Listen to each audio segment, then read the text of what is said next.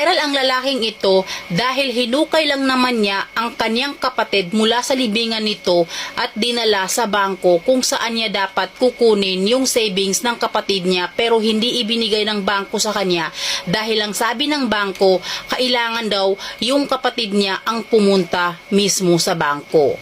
So ang lalaking ito ay paulit-ulit na pumunta sa isang bangko dahil kukunin niya yung laman ng savings account ng kapatid niya. Sinabi ng lalaking ito na hindi makakapunta yung kapatid niya dahil patay na ito nung January pa.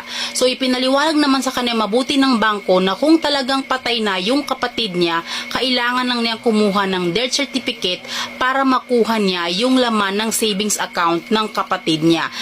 Pero imbis na death certificate ang kukunin niya at dalhin sa bangko, yung bangkay yung katawan ng kapatid niya ang hinukay niya mula sa libingan nito at ito nga yung buhat niya at dinala niya sa bangko. So naaresto nga siya ng mga pulis dahil dito.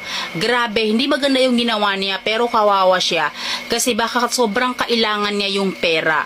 At baka hindi niya alam kung paano kumuha ng death certificate. Nangyari nga pala ito sa India.